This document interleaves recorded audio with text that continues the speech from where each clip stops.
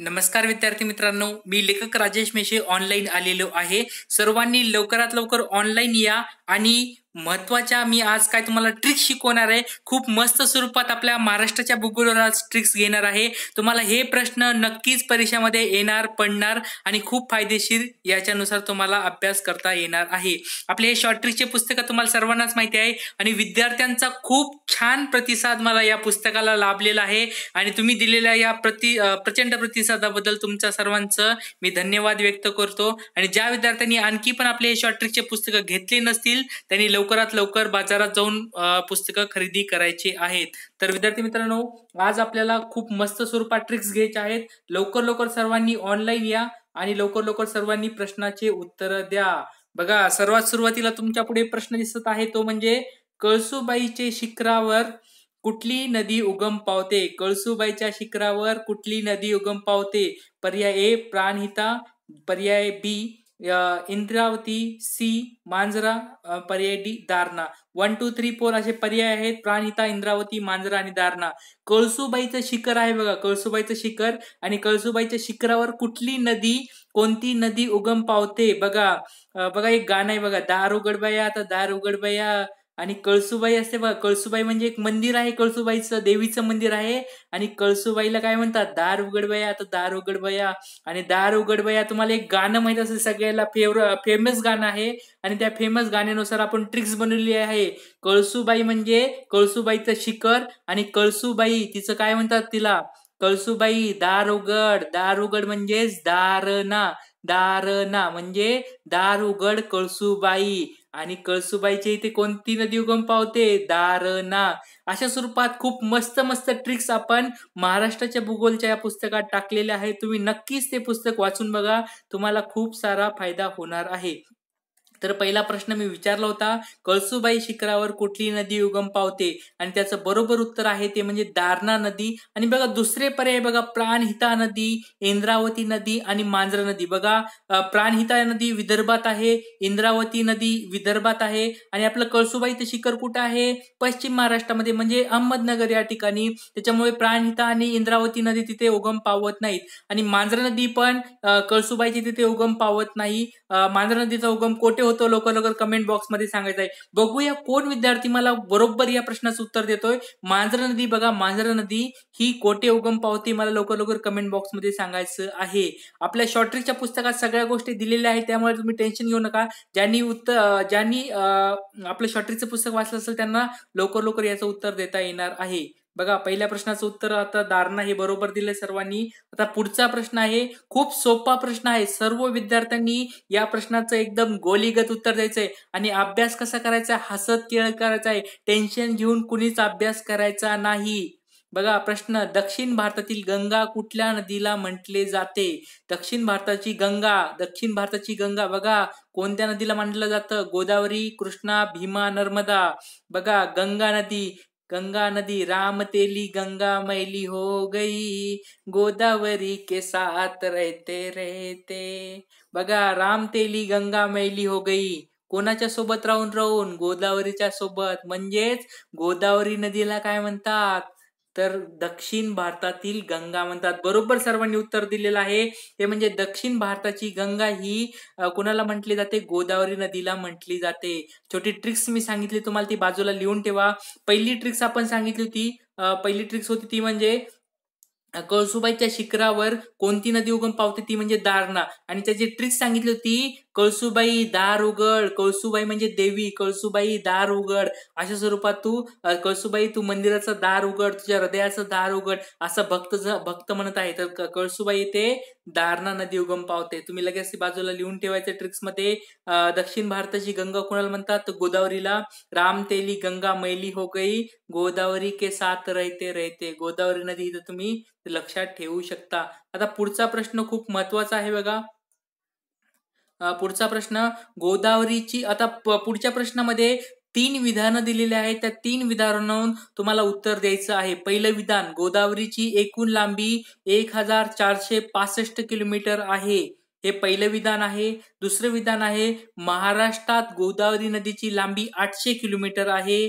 बघा तिसरा पर्याय आहे गोदावरी नदी महाराष्ट्र, आंध्र प्रदेश, कर्नाटक राज्यातून वाहत जाऊन बंगालच्या काय उपसागराला जाऊन मिळते. हा तिसरा काय आहे विधान आहे. तर अचूक नसलेले विधान निवडायचे आहे. नीट प्रश्न नीट वाचा. अचूक नसलेले. अचूक म्हणजेच काय? अचूक म्हणजे बरोबर, अचूक म्हणजे बरोबर, आणि बरोबर नसलेले विचारले म्हणजे बरोबर नसलेले म्हणजे परत बघा दोन इथं निगेटिव्ह सेंटेन्स आहेत. अचूक म्हणजे बरोबर आणि बरोबर नसलेले म्हणजे चुकीचे विधान आपल्याला इथं निवडायचं आहे. बरेच विद्यार्थी इथं कन्फ्युजन होतात विद्यार्थ्यांना, आणि विद्यार्थी काय करतात त्याचं बरोबर उत्तर देतात. पण काय विचारलेलं त्यांनी? अचूक नसलेले म्हणजे अचूक नसलेले म्हणजे बरोबर नसलेले. बरोबर नसलेले म्हणजेच अयोग्य विधान आपल्याला इथे शोधायचं आहे. अयोग्य कोणते कोणते विधान आहेत बघा. पहिलं विधान गोदावरीची एकूण लांबी 1465 किलोमीटर आहे. बरोबर आहे विधान. दुसरं बघा महाराष्ट्रात गोदावरी नदीची लांबी 800 किलोमीटर आहे. थोडंफार काहीतरी कन्फ्युजन वाटतंय. पण गोदावरी नदी महाराष्ट्र, आंध्र प्रदेश आणि कर्नाटक राज्यातून बघा इथं पण थोडं कन्फ्युजन वाटतंय. ज्या विद्यार्थ्यांकडे जुने पुस्तक असतील, जुन्या आवृत्तीचे पुस्तक असतील त्यांना तिसरा पर्याय बरोबर वाटणार आहे. कारण त्यांच्या पुस्तकात आंध्र प्रदेश आणि तेलंगणा हे दोन राज्य दिलेलेच नसणार आहेत. कारण आंध्र प्रदेशमधून तेलंगणा बाहेर पडला होता. त्याच्यामुळे गोदावरी नदी ही 4 राज्यातून वाहते. ज्या विद्यार्थ्यांनी आपलं शॉर्ट्रिक्सचं पुस्तक, शॉर्ट्रिक्स महाराष्ट्राचं भूगोल पुस्तक वाचलं असेल त्याला याचं बरोबर उत्तर देता येणार आहे. म्हणजे गोदावरी नदी महाराष्ट्र, आंध्र प्रदेश, तेलंगणा, कर्नाटक या राज्यातून वाहते का नाही बरोबर मला कमेंट बॉक्समध्ये सांगायचं आहे. आणि पर्याय कोणतं बरोबर आहे? 1 का 2 बरोबर आहे, 2 का 3 बरोबर आहे, आणि 3 का 4? 3 फक्त 2 हे पर्याय दिलेले आहेत बघा. तुम्हाला त्याच्यानुसार लगेच समजलं असेल. याच्यानुसार तुम्हाला एक समजलं असेल की गोदावरीची एकूण लांबी किती आहे. बघा गोदावरीची एकूण लांबी तुम्हाला इथे दिसली आहे. गोदावरीची एकूण लांबी 1465 आहे. बरोबर आहे विधान. बरोबर 1465 आहे. महाराष्ट्रात तिची लांबी 66.8 असं लक्षात ठेवायचं. 66.8 बघा. 65-66 लक्षात कसं ठेवायचं? गोदावरी लक्षात ठेवायचंय 1465 आणि 66.8 अशा स्वरूपात तुम्ही लक्षात ठेवा. 1465 जी एकूण लांबी किती आहे? 1465 आणि महाराष्ट्रात तिची लांबी किती आहे? 66.8 अशा स्वरूपात तुम्ही ते लक्षात ठेवा. 65-66 बघा तिची महाराष्ट्रातील लांबी आहे 66.8. त्याच्यामुळे 2 नंबरचं विधान चुकीचं होतं. म्हणून बघा पर्यायमध्ये 2 कुठे कुठे दिलेला आहे बघा. 2 म्हणजे 1 मध्ये दिलेला आहे, नंतर 2 मध्ये, 3 मध्ये, 4 मध्ये, म्हणजे 2 नुसार चारी पण पर्याय बरोबर येतात. त्याच्यामुळे तिसरं पण विधान चुकीचं आहे. बघा तिसरं कुठं कुठं दिलेलं आहे? फक्त तिसऱ्या ह्याच्यात दिलेलं आहे 2 नंबर मध्ये. म्हणजे 1 सोडायचं आपल्याला फक्त. म्हणजे पर्याय 1 आणि 3 सोडून द्यायचं आहे. 1 आणि 3 आपलं उत्तर नसणार आहे. पर्याय राहिले 2 आणि 4, आणि 2 आणि 4 मध्ये तिसरं तिसरं विधान पण चुकीचं आहे. त्याच्यामुळे पर्याय नंबर 2 म्हणजे पर्याय नंबर 2 आणि विधान क्रमांक 2 आणि 3 हे चुकीचे आहे. त्याच्यामुळे महाराष्ट्रातील गोदावरी नदीची लांबी ही 668 म्हणजे 66.8 आहे. आणि गोदावरी नदी ही तेलंगणा, आंध्र प्रदेश या राज्यातून वाहते. म्हणजे बघा महाराष्ट्र, तेलंगणा आणि आंध्र प्रदेश या राज्यातून वाहते. कर्नाटक मधून वाहते का नव्हतं लवकर लवकर कमेंट बॉक्स मध्ये सांगायचं आहे. ज्या विद्यार्थ्यांनी आपले शॉर्ट्रिक्सचे पुस्तक वाचलं असेल त्याला लगेच प्रश्नाचं उत्तर देता आलं बघा. आता पुढचा प्रश्न विचारता येतो म्हणजे सातमाळा डोंगर रांगावर बघा इथे पण 3 विधानं तुम्हाला दिलेली आहेत. 3 विधानं कोणते कोणते आहेत बघा.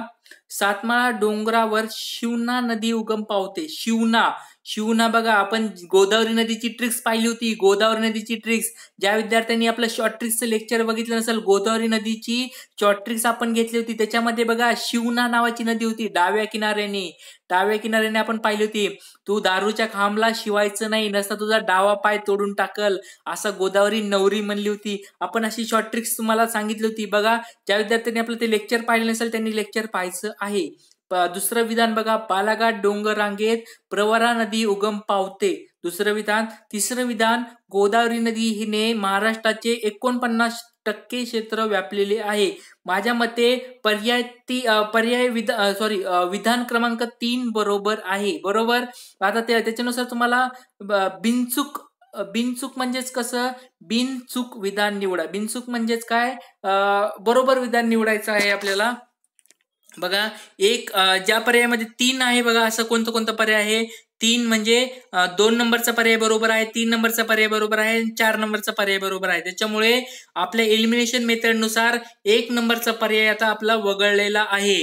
आता दुसरं बघा, अजून काय काय दिलेलं आहे. सातमाळा डोंगररांग विधान 1 बघा, सातमाळा डोंगररांग वर शिवना नदी उगम पावते, बरोबर आहे.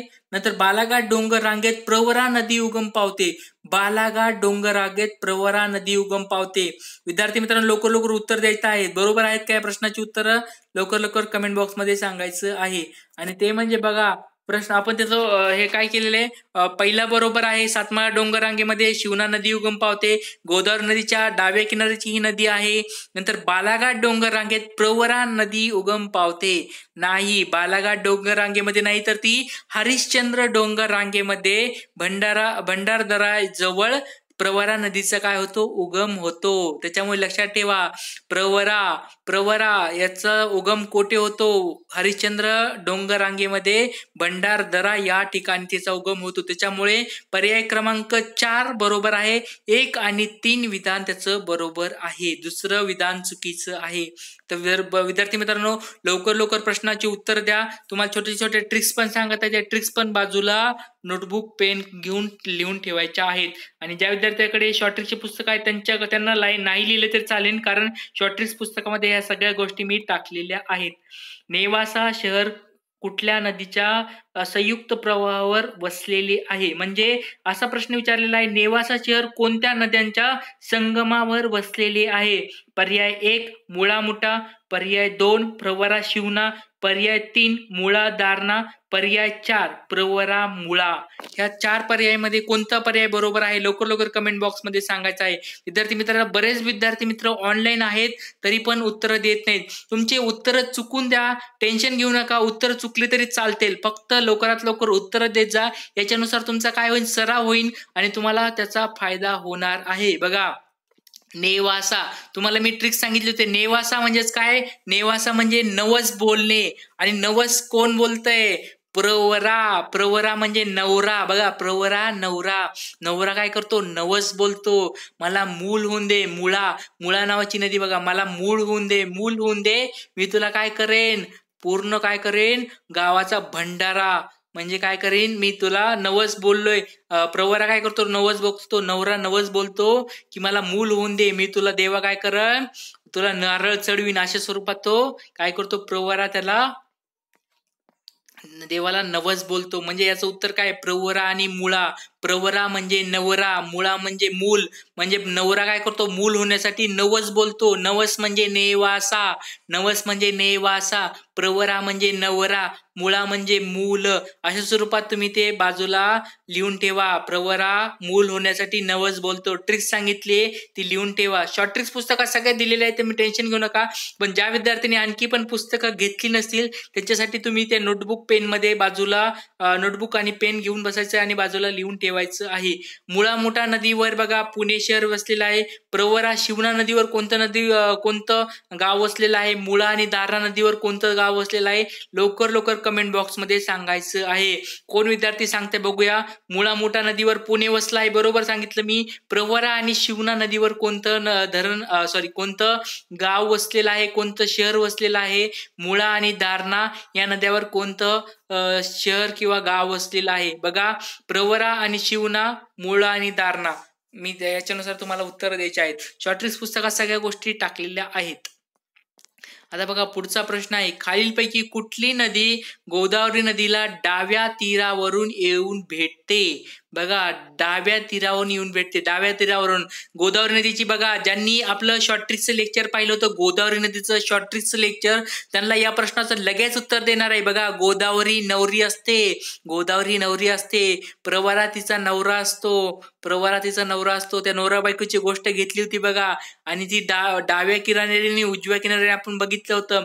कोण मला याचं उत्तर देणार आहे. प्रश्न इथं डाव्या किनाऱ्याने विचारलेला होता बघा. डाव्या किनाऱ्याने, डावा पाय, लेफ्ट पाय म्हणजेच काय, डावा पाय तोडून टाकेल असं नवरी म्हणली होती. गोदावरी नवरी का म्हणली होती? कारण जर तुम्ही दारूच्या खांबला शिवलात तर, शिवना म्हणजे शिवलात तर, खांब म्हणजे खांब नावाची नदी, शिवना म्हणजे शिवलात तर कदापि म्हणजे कदवा नावाची नदी. तर या 3 नद्या कदवा, खांब आणि शिवना, या 3 नद्या गोदावरी नदीला डाव्या किनाऱ्याने येऊन मिळतात. त्याच्यामुळे शिवना हे त्याचं बरोबर उत्तर आहे. आणि शिवना नदी ही गोदावरी नदीला डाव्या तीराकडून येऊन भेटते.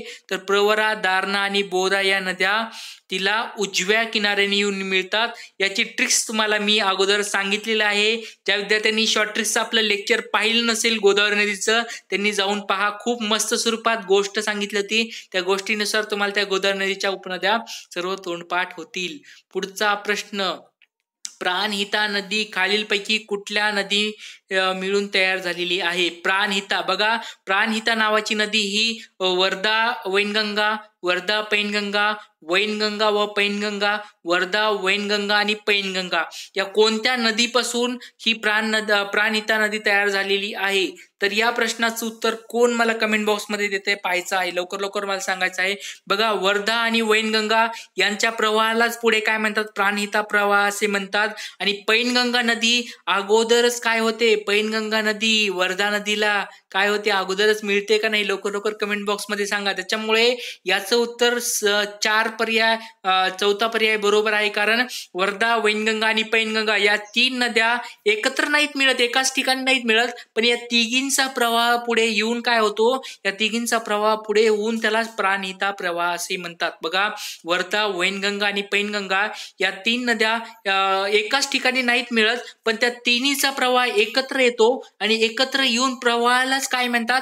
पुढे चालून त्या प्रवाहाला प्राणहिता नदी असे म्हटले जाते. त्याच्यामुळे वर्धा, वैनगंगा आणि पैनगंगा या 3 नद्यांच्या प्रवाहालाच पुढे जाऊन प्राणहिता नदी असे म्हटले जाते. बघा, जसं भीमा नदी आहे बघा, भीमा नदी हिला पंढरपूर या ठिकाणी काय म्हणतात? चंद्रभागा म्हणतात. का म्हणतात? कारण तिचा तिथे आकार चंद्रासारखा तयार झालेला आहे. त्याच्यामुळे भीमा नदीलाच चंद्रभागा असे म्हटले जाते. त्याचप्रमाणे वर्धा, वैनगंगा आणि पैनगंगा या 3 नद्यांचा प्रवाह पुढे चालून एकत्र येतो आणि त्यालाच काय म्हणतात? पुढे चालून त्याच नदीला प्राणहिता नदी असे म्हटले जाते. त्याच्यामुळे प्राणहिता नदी खूप फेमस आहे. प्राणहिता नदी बघा, या 3 नद्यांच्या मिळूनच जो पुढे प्रवाह तयार झालेला आहे. कारण ह्या मुख्य नद्या आहेत, मोठ्या स्वरूपाच्या नद्या आहेत, वर्धा, वैनगंगा आणि पैनगंगा. त्याच्यामुळे या 3 नद्याला एकत्र येऊनच काय म्हणतात? प्राणहिता नदी असे म्हटले जाते. हे त्याचं एक्सप्लेनेशन होतं. बघा, पुढचा प्रश्न आहे, खालीलपैकी कुठल्या नद्या भीमा नदीच्या डाव्या उपनद्या आहेत? डाव्या किनाऱ्याने किंवा डाव्या बाजूने मिळणाऱ्या उपनद्या विचारलेल्या आहेत. कोणाच्या? भीमा नदीच्या. आता बघा, भीमा नदीच्या कोणत्या नद्या आहेत? सीना, मान, घोड आणि वेळ नदी किंवा वेळवंडी अशा स्वरूपात तिला 2 नावं आहेत, वेळ किंवा वेळवंडी. आपल्या शॉर्टरीच्या पुस्तकात सगळ्या गोष्टी मी टाकलेल्या आहेत, तुम्ही ते वाचून घ्या. सीना, मान, घोड, वेळ ह्या 3 नद्या बघा. घोड नावाची नदी किंवा तिला गोड नावाची नदी असे पण म्हणतात किंवा घोड नावाची नदी असे पण म्हणतात. मान आणि वेळ. तर आपल्याला डाव्या किनाऱ्याने मिळणाऱ्या नद्या पाहायच्या आहेत. डाव्या किनाऱ्याने म्हणजे या साईडनी मिळणाऱ्या नद्या आपल्याला त्या पाहायच्या आहेत. बघा, पहिलं उत्तर पर्याय क्रमांक 1 बघा, 1, 2, 3. पर्याय क्रमांक 2 काय आहे? 2, 3, 4. पर्याय क्रमांक 3 आहे 1, 3 आणि पर्याय 4 आहे वरीलपैकी सर्व. तर वरीलपैकी सर्व हे उत्तर त्याचं नाही, कारण सीना नदी ह्याचं बरोबर उत्तर आहे.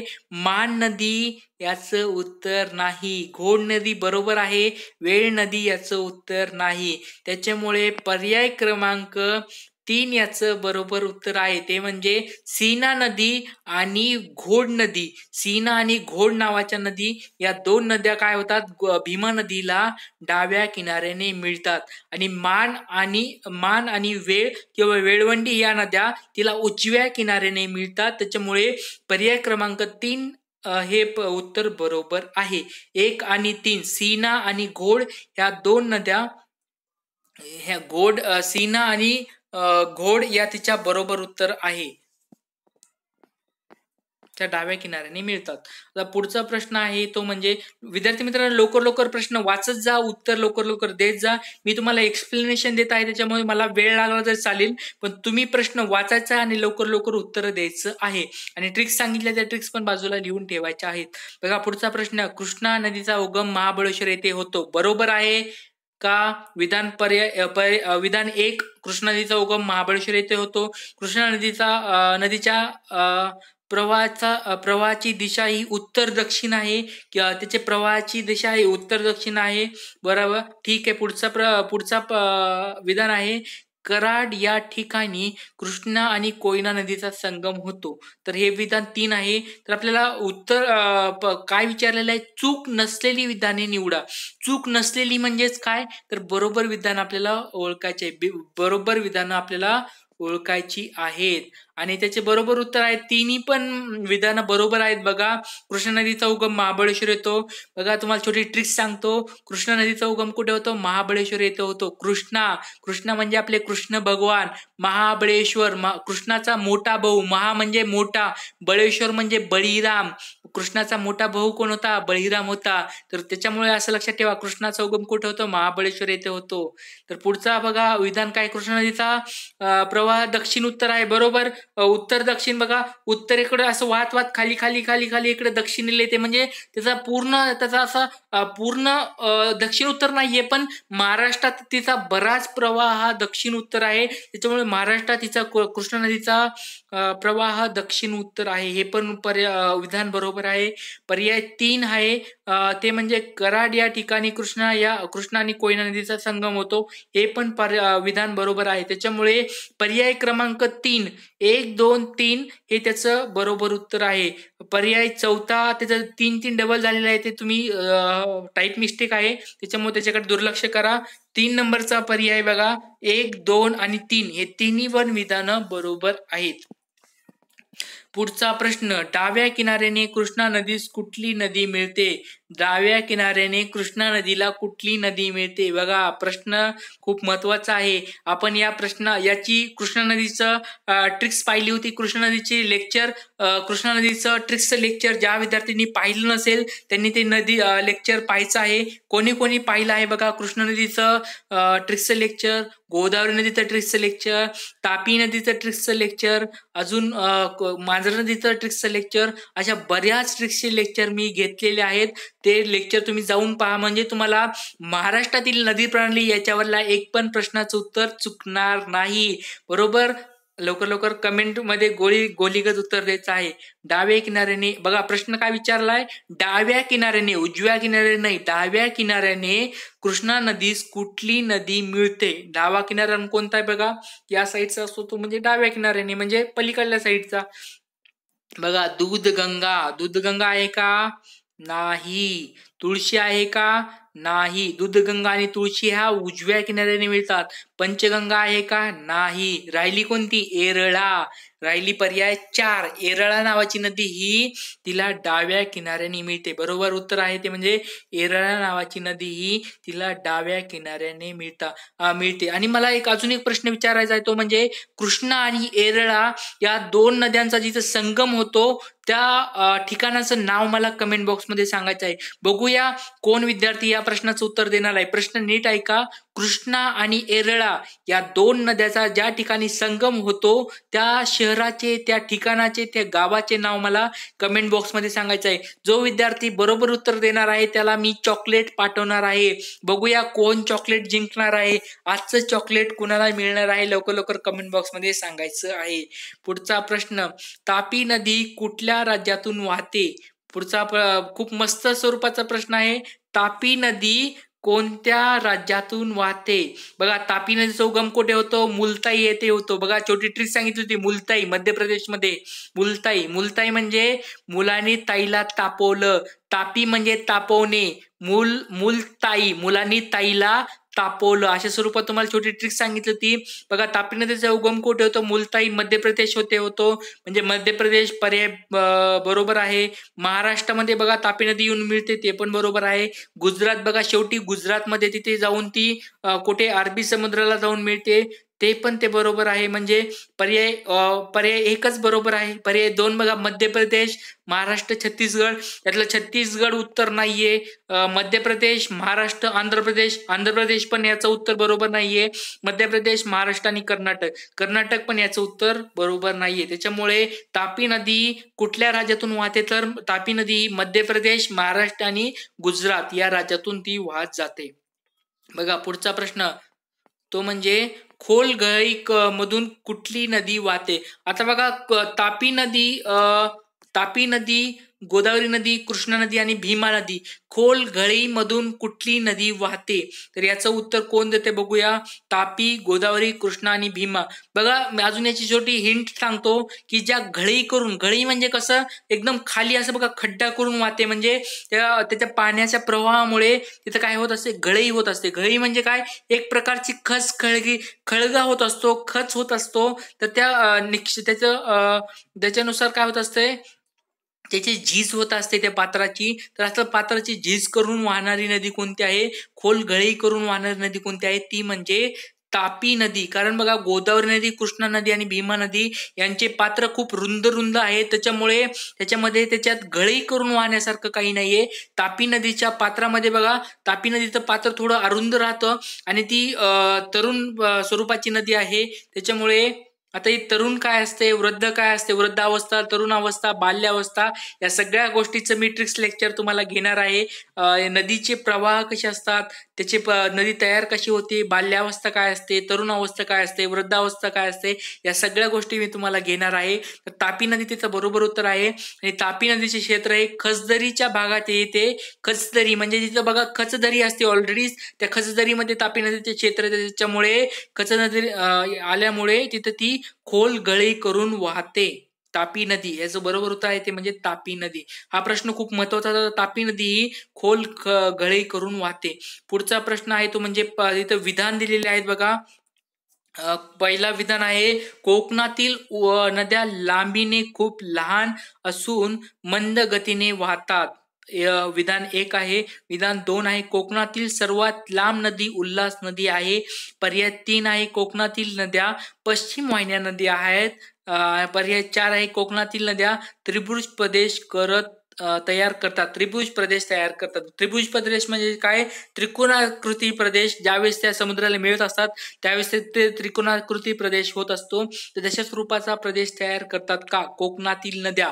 मी याचं कोकणातील 30 नद्यांचं लेक्चर, शॉर्ट ट्रिक्सचं लेक्चर घेतलेलं आहे. त्याच्यामध्ये मी सगळ्या गोष्टी घेतलेल्या आहेत. ज्या विद्यार्थ्यांनी ते लेक्चर पाहिलं असेल त्यांना या प्रश्नाचं उत्तर बरोबर लगेच देता येणार आहे. आणि त्याचं बरोबर उत्तर आहे ते म्हणजे 1 आणि 4 हे त्याचे प्रश्न काय विचारला होता, बिनचूक म्हणजे बरोबर नसलेले म्हणजे आपल्याला चुकीचे विधान ओळखायचे होते. त्याच्यामध्ये चुकीचे विधान कोणते कोणते आहेत बघा, 1 आणि 4. कारण बघा, कोकणातील नद्या लांबीने खूप लहान असतात पण त्या मंद नसतात, एकदम फास्ट स्वरूपाच्या असतात, एकदम स्पीड त्यांना खूप असते, त्या खूप जलद स्वरूपाच्या असतात. त्याच्यामुळे कारण त्यांची लांबी खूप कमी असते आणि त्या सह्याद्री पर्वताच्या उंच भागावरून वाहत येतात. त्याच्यामुळे त्यांची गती खूप जलद असते. त्याच्यामुळे मंद गतीने वाहत नाही तर जलद गतीने वाहतात. त्याच्यामुळे विधान क्रमांक 1 चुकीचं आहे. विधान क्रमांक 2 बघा, कोकणातील सर्वात लांब नदी उल्हास नदी आहे. बरोबर आहे, कोकणातील सर्वात लांब नदी ही उल्हास नदीच आहे. बऱ्याच पुस्तकामध्ये तुम्हाला वैतरणा नदी लांब मिळेल, पण वैतरणा नदी ही लांब नदी नाही, उल्हासच नदी. संदर्भ पुस्तकामध्ये, पाठ्यपुस्तकामध्ये, युनिव्हर्सिटीच्या पुस्तकामध्ये सर्व ठिकाणी उल्हास नदी हीच कोकणातील सर्वात लांब नदी आहे. हे बरोबर त्याचं उत्तर आहे. बऱ्याच विद्यार्थी मित्रांनी इथे प्रश्न उपस्थित केला असेल की सर वैतरणा नदी पण आमच्या पुस्तकात दिलेली आहे लांब नदीनुसार, तर ती तसं उत्तर नाही, उल्हासच नदी. अजून पण लक्षात ठेवा, ज्या विद्यार्थ्यांना मी अजून संदर्भ देत आहे, संदर्भ ग्रंथ पण देत आहे, अजून पाठ्यपुस्तकं पण सांगत आहे, परत अजून महाराष्ट्राच्या ज्या ऑफिशियल वेबसाईट आहे त्याच्यावर पण उल्हास नदी हीच लांब नदी म्हणून ओळखली जाते. म्हणून याचं उत्तर असं लक्षात ठेवा, कोकणातील सर्वात लांब नदी उल्हास नदी आहे. पर्याय 2 बरोबर आहे. पर्याय 3 बघा, कोकणातील नदी पश्चिम वाहिनी नदी आहेत. बरोबर आहेत. पश्चिम वाहिल्या म्हणजे पश्चिमेला ते वाहत जातात, त्यामुळे ते पण उत्तर बरोबर आहे. पर्याय विधान 3 पण बरोबर आहे.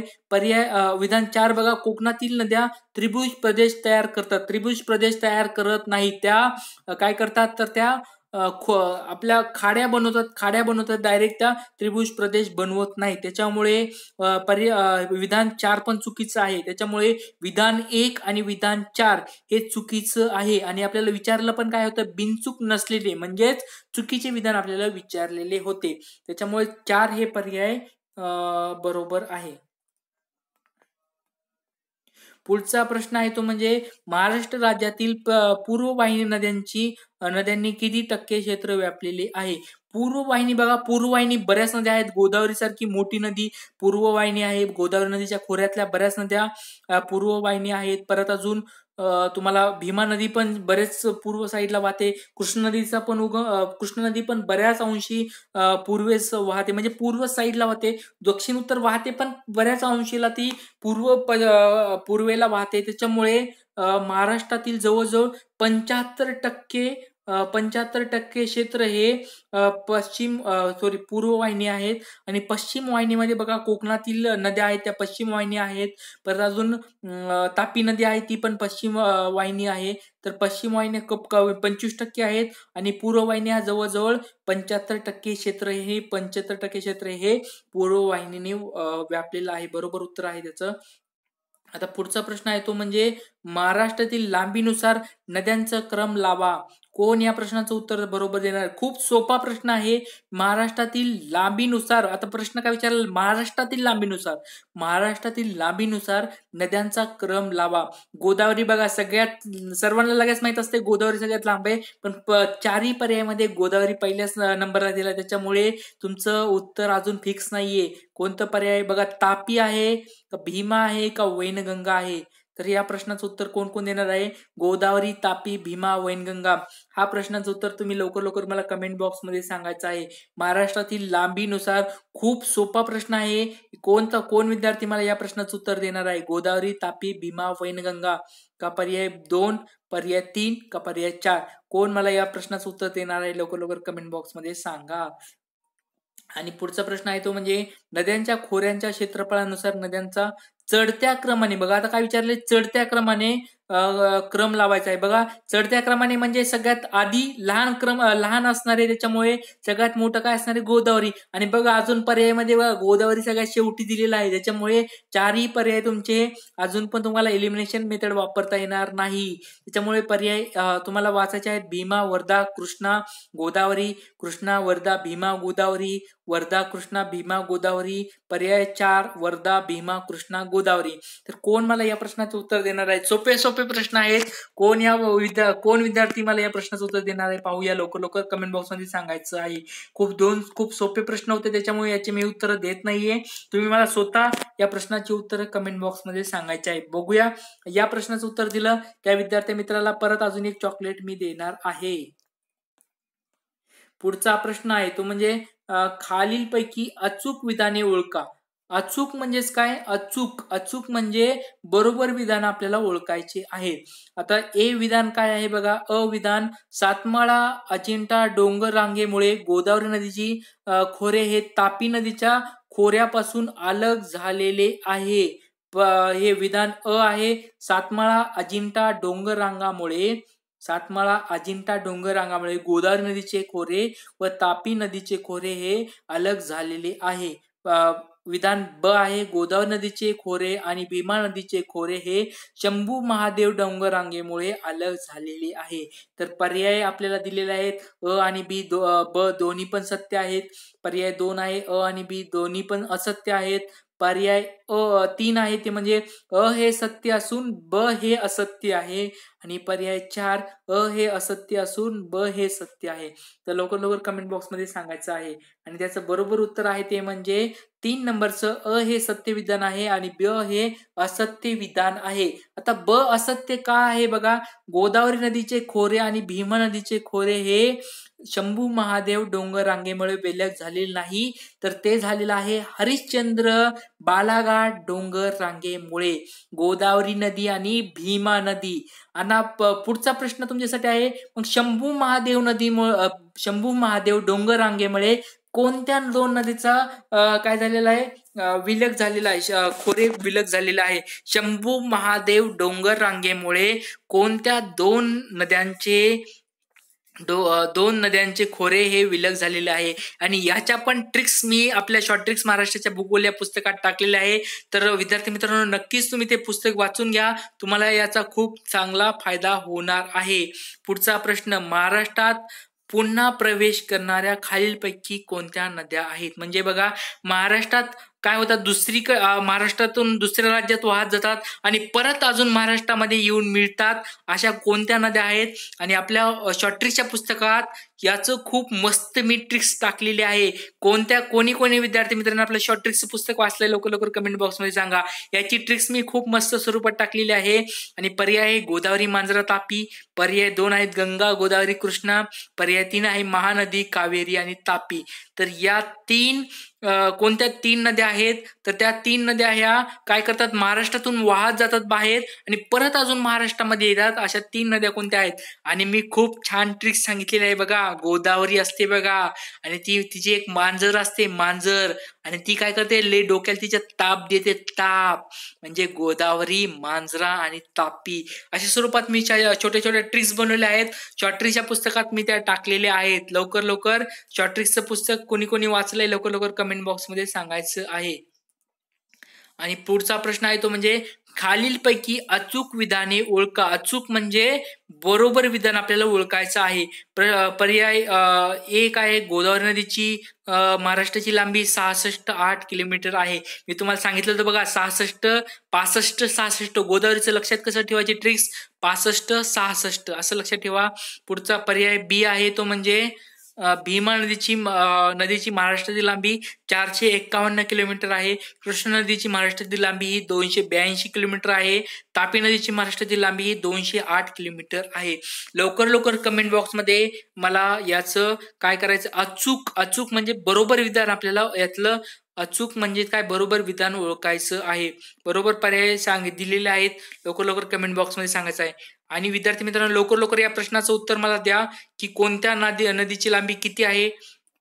उत्तर लवकर सांगायचं आहे बघा. आणि सगळे विद्यार्थ्यांनी माझा काय म्हणतात त्याला, व्हॉट्सअपचा नंबर आहे. या नंबरवर तुम्ही कधी पण कॉन्टॅक्ट करू शकतात. आणि बघा, आपले शॉर्ट ट्रिक्सचे हे पुस्तक आहेत, शॉर्ट ट्रिक्सचे. आणि ज्या विद्यार्थ्यांनी अजून पण खरेदी केली नसेल, लवकर खरेदी करायचे आहेत. कोणी वाचले आहेत विद्यार्थी मित्रांनो आपले शॉर्ट ट्रिक्सचे पुस्तकं?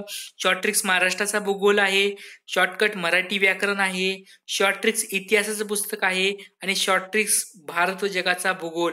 हे सगळे शॉर्ट ट्रिक्सचे पुस्तकं खूप मस्त स्वरूपाचे आहेत.